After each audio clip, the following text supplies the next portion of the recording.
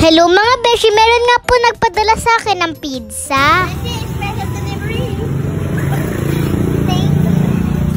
At special delivery pa nga daw mga beshi. Tara mga beshi, samahan niyo po akong tikman yung bagong flavor nila. Wow! Yung bango. Ito nga po yung bagong flavor ng Frankie's Maxi Pizza. Spinach, cream cheese, and mozzarella cheese. Itsura pa nga lang, napaka-yummy na mga beshi. Wow! Kumuha na nga ako para matikman ko na siya mga beshi, nananakam na kasi ko.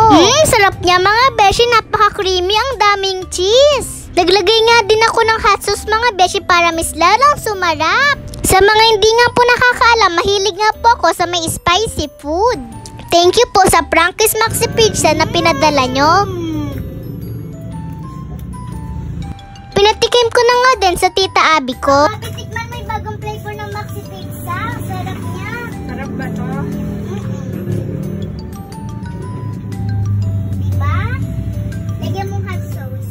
Sarap niya. Binigyan ko na nga rin ng 2 slice yung Lola Seni ko para matikman din niya. Bagong flavor ng pizza. Masarap yan. Tikman mo. Sunod ko naman pinatikim yung Lolo Nono ko at yung Lolo Odi ko. Ang sarap nga daw, lasang isa pa. Marami nga rin silang available na flavor mga beshi. May ham and cheese, hotdog and cheese, Hawaiian, vegetarian, cheesy pepperoni and bacon and cheese.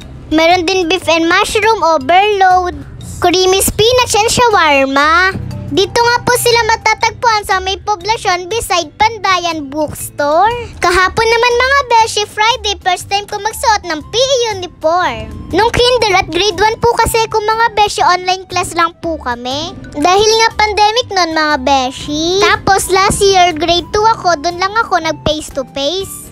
Di kasi nakakapunta ng palengke si mama nun at bagong panganak. Di niya kasi maiwan si baby Athena at walang mag-aalaga.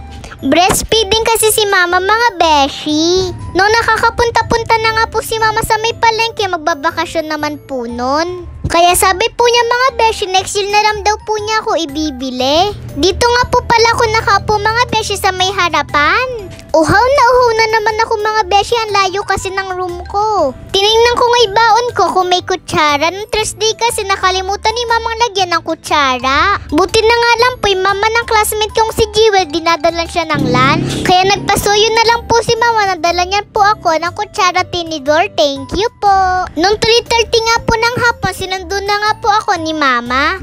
Yun lang, salamat sa panonood. Bye-bye mga beshi, happy Friday! May isang bata na naman pong nabusog sa bento bao.